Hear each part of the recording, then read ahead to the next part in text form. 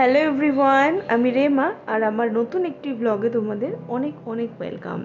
আজকে আমি তোমাদের সাথে গুজরাটি স্টাইলে পোহা বানানোর রেসিপিটি শেয়ার করব। তো চলো রেসিপিটা শুরু করা যাক। তো তার জন্য যা যা ভেজিটেবলস লাগে, ক্যাপসিকাম, আলু, পেঁয়াজ, ক্যারট, আমার কাছে এই কটাই ছিল, আর একটু কাঁচা লঙ্কা। তো এগুলো সব আমি খুব ফাইনলি চপ করব, মানে যেটাকে কিউব সাইজের চপ বলে বা স্কোয়ার সাইজের হয় না, এরকম। ওটাকে বাংলায় অনেকে ডুমো ডুমো সাইজও বলা হয়ে থাকে। তো এরকম সাইজে আমি সব ভেজিটেবলসগুলো চপ করব। তো এটা একটু সময় সাপেক্ষ, একটু ধৈর্য নিয়ে চপ করলে বেশ ভালো হয়, আসলে মেলে ভালো, মানে যত ফাইন চপ হবে তত পোহার সঙ্গে মানে ভেজিটেবলের সাইজ তো রান্নার কি রান্না করছে তার উপর অবশ্যই নির্ভর করে। তো সেই অনুযায়ী আমি সব কটাকে সুন্দর করে চপ করে নেব। তো প্রথমে বলে রাখি, গুজরাটে পোহা খুবই ফেমাস একটি রেসিপি।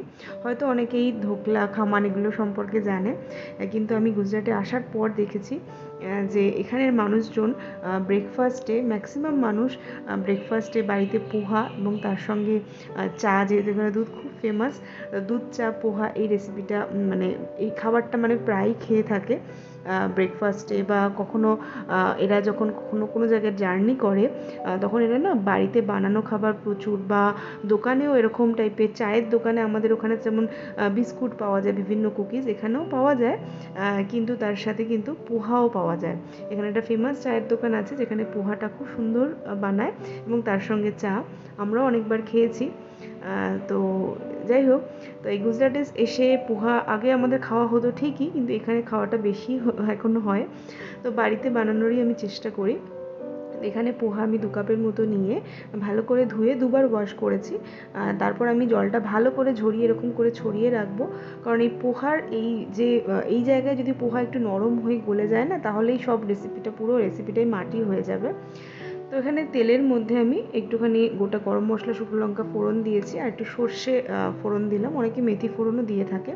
তবে এখানে আমার একটা ছোট্ট মিস্টেক হয়েছে, আমি আগে বাদামটা মানে ভেজে নিতে ভুলে গিয়েছিলাম, তাই ওটা ভেজে তুলে রাখলাম। তারপর আলু, পেঁয়াজ, ক্যাপসিকাম, গাজর একে একে দিয়ে আমি হালকা করে সতে করে নেব, কারণ এটা যেহেতু ফাইনালি চপ করা, তো তাই বেশি ফ্রাই করার মানে বেশিক্ষণ ধরে ফ্রাই করার প্রয়োজন হবে না।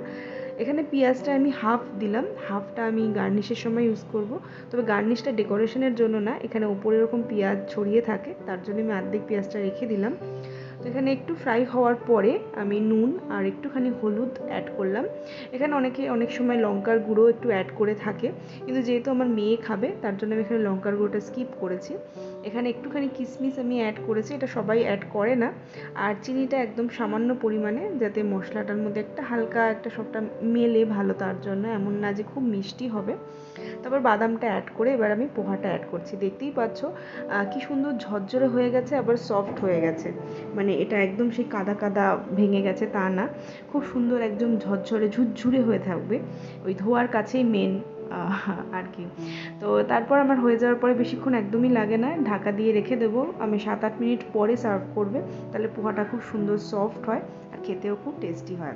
ওপর দিয়ে পেঁয়াজ, আর যেটা হচ্ছে মেন জিনিস সেটা হচ্ছে চানাচুর। তোমাদের কাছে যে চানাচুর থাকে সেই চানাচুর উপর দিয়ে সার্ভ করে গুজরাটি স্টাইলে পোহা তোমরা এনজয় করতে পারো। যদি ভালো লেগে থাকে প্লিজ লাইক করো, কমেন্ট করে জানিও। দেখা হবে অন্য একটি ব্লগে।